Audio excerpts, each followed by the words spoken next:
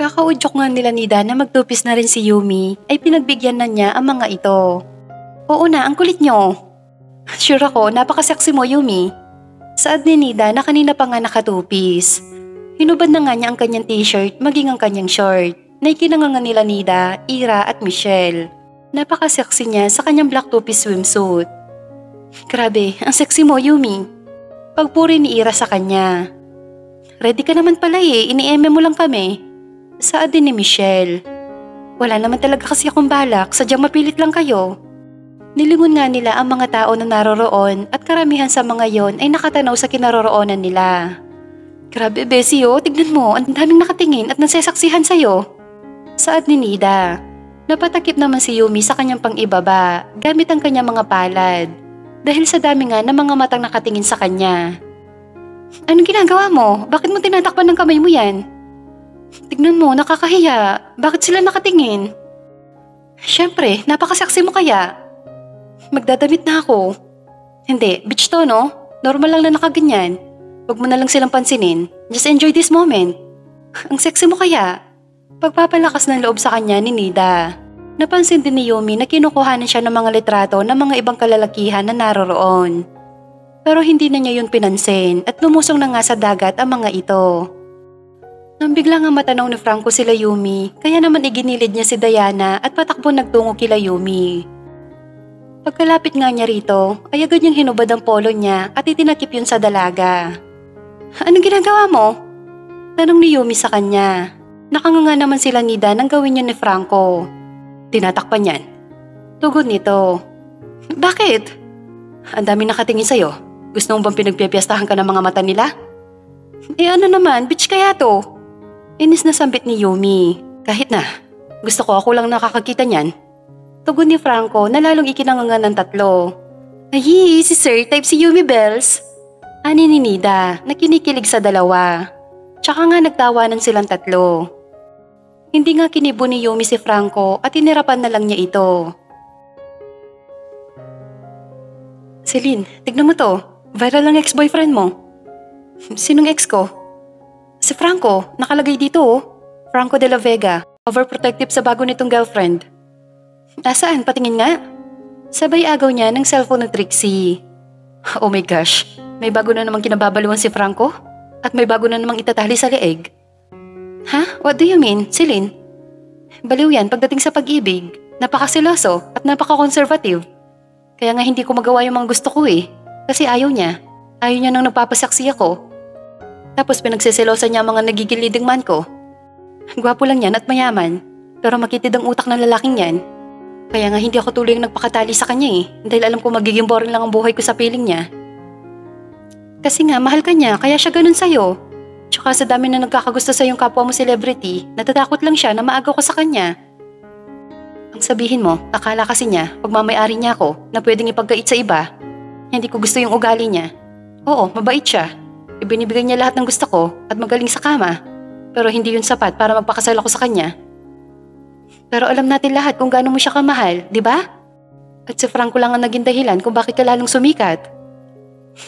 Alam ko, mahal ko naman talaga siya Kaso di ko nga kaya yung ugali niya. Gusto niya lahat ng kilos ko, alam niya. Kapag may pupuntahan ako, dapat alam niya kung sino mga kasama ko. Wala akong laya sa kanya. Tignan mo yung bagong babae niya. Nagkikita ko sa kanya kung paano niya ako hinihigpitan noon. Titigan mo maigi, Celine. Isusum ko, ha? Bakit? Tanong ni Celine. Tignan mo, magkahawig kayo ni ate girl. Sa dami ng tao sa mundo, marami naman talaga magkakahawig.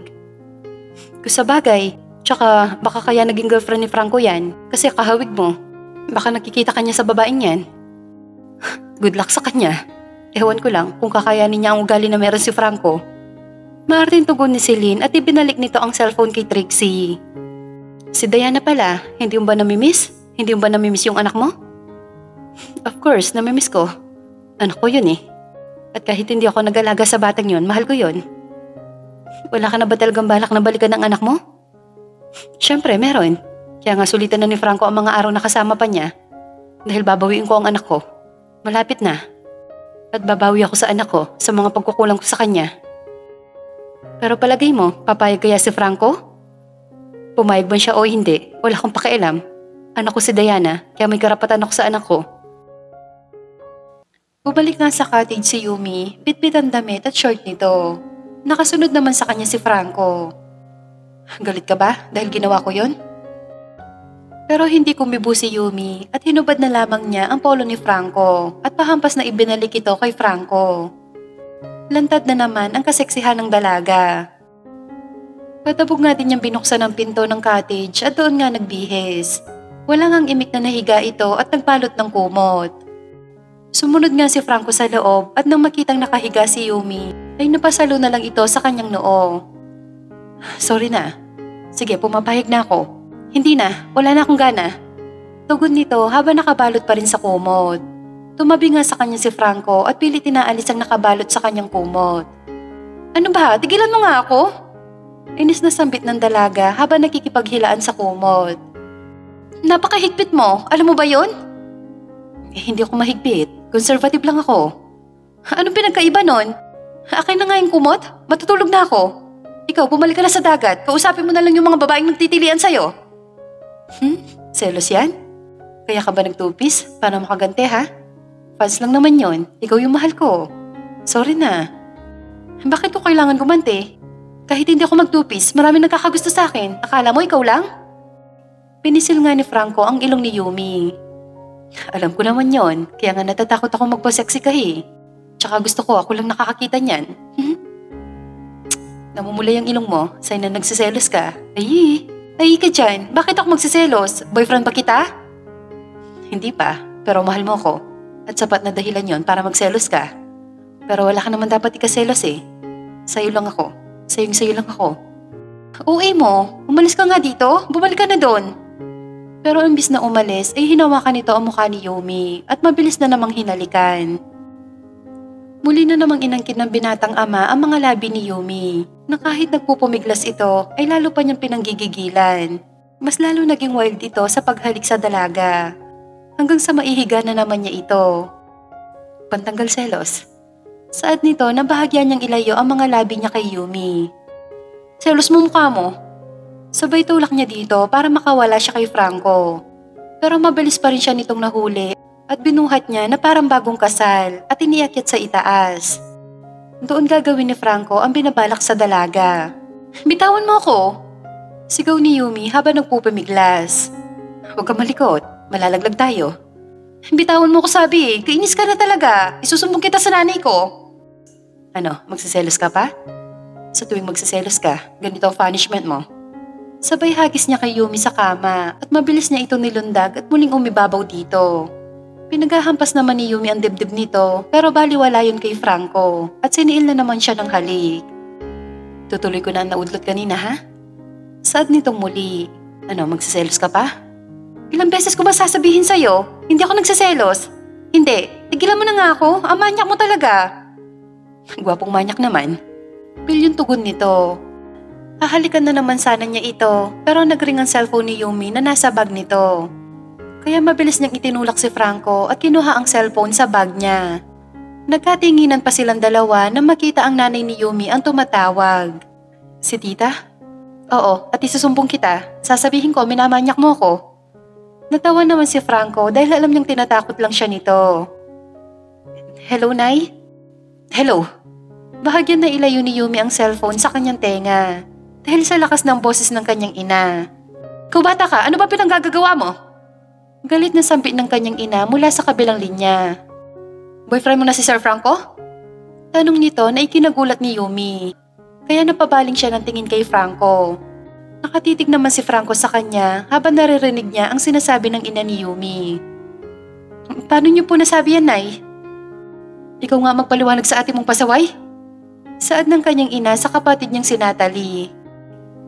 Ate, kasi napanood namin yung video. Saad ni Natalie. Ha? Anong video?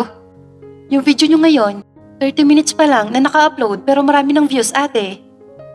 Ano bang video yon? Hindi kita maintindihan. Yung video niyo ni Sir Franco sa dagat, yung nakatupis ka lang tapos nilapitan ka ni Sir Franco at tinakip niya yung polo niya. Kapwa na panganga ang dalawa sa nalaman nilang yon. Napatampal naman sa noo si Yumi at tinapunan na masamang tingin si Franco.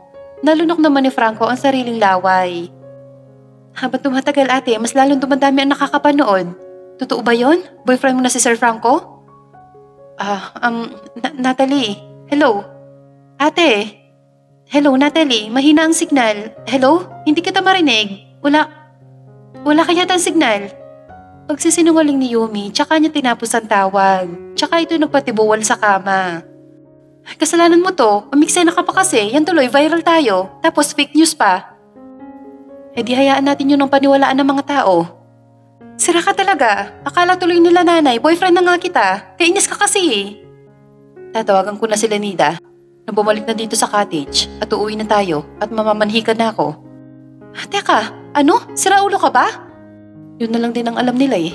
E di panindigan na natin. Kahit magsasampalin pa ako ni tita, okay lang. Mahal kita, ipaglalaban kita.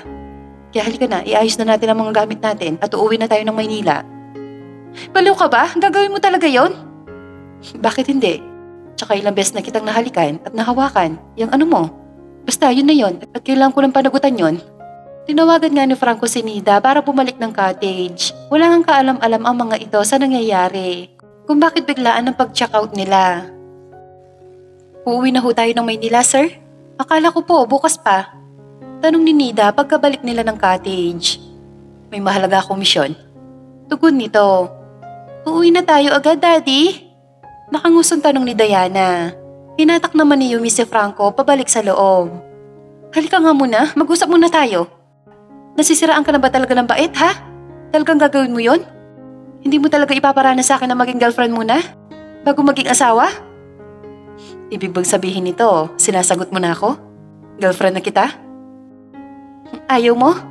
Nakangiting tanong ni Yumi. Abay gustong gusto. So tayo na? Ngumiti naman si Yumi habang tumatango. Sa sobrang saya nga ni Franco ay niyakap niya ito at bahagyang iniangat para maiikot. Hindi mo alam kung gaano mo ko napasaya. I love you, Yumi. I love you. Sigaw nito at dinig na dinig ng mga nasa labas.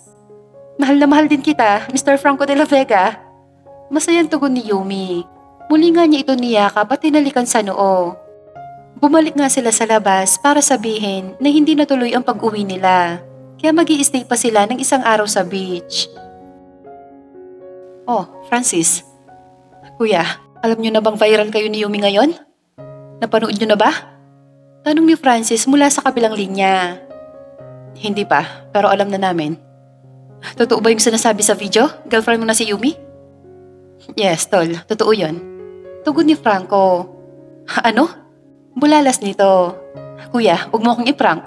Sabihin mo, hindi yun totoo. Fake news yun, di ba? Totoo yun, Francis. Girlfriend ko na si Yumi. Paano? Bakit ang bilis? Malungkot na tanong nito. Basta, mabilis ang pangyayari eh. Nag-outing lang kayo? Kayo na agad? I'm sorry, Francis. Pero una pa lang gusto ko na si Yumi. Okay. Maikling tugon nito at pinagbabaan na si Franco. Parang ang lalim naman ang iniisip mo. Tanong ni Yumi at tumabi dito. Andiyan ka pala, love. Kanina ka pa? Hindi, kararating ko lang. May problema ba? May konting problema. Pero wala lang yon. Ano, baka makatulong ako. Tumawag si Francis. Napanood niya na pala yung video. Then, tinanong niya ako kung totoo ba daw na girlfriend na kita. Anong sabi mo? Eh di, sinabi ko yung totoo. Paano naging problema yon? Hindi mo ba nararamdaman na may gusto siya sa'yo? Ano? Hindi. Gusto ko din niya, love. Pero kaibigan lang ang tingin ko sa kanya dahil ikaw ang mahal ko. I know.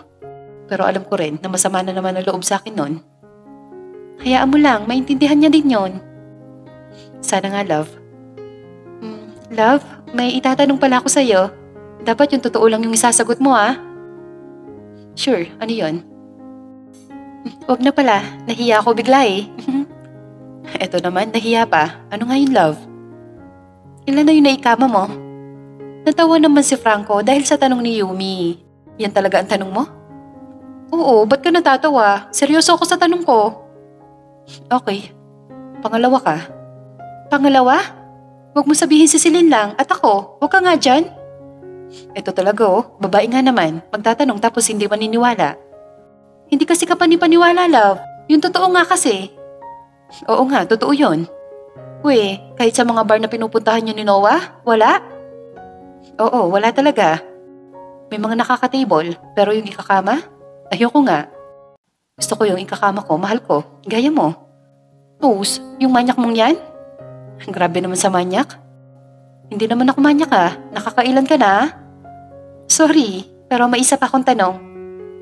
Meron pa? Ano naman? Sa amin dalawa ni Celine, sino mas malaki yung basta yun na. Anong yun ba yun? Eto, sabay turo nito sa kanyang mansanas. Na ikinatawa naman ni Franco. Natatawa ka na naman, nakakainis ka. Natatawa kasi ako sa tanong mo. Sagutin mo na lang, iayos mo sagot mo ah. Alam mo namang mahal kita eh. Ha? Anong connect? Ang importante, mahal kita. Nakangitin tugon nito. Che, bakit hindi mo na lang ako diretsahin na mas malaki yung kanya? May paganyan-ganyan ka pa. Wah, babae nga naman talaga. Magtatanong para masaktan. Alam mo, hindi importante kung kanino mas malaki. Nakakatawa ka. Ano ba yung nakain mo, love? At ganyan ang mga pinagtatanong mo. Wala, masama pa magtanong? Huwag ka na masaktan dyan. May dibdib ka naman. Malit nga lang. Diretsahan tugon nito na lalong ikinainis ni Yumi. Che, diyan ka na nga. Tsaka ito tumayo. Hey, saan ka pupunta? Natatawan tanong nito. Pero hindi siya sinagot nito at naglakad-lakad na lang sa gilid ng dagat.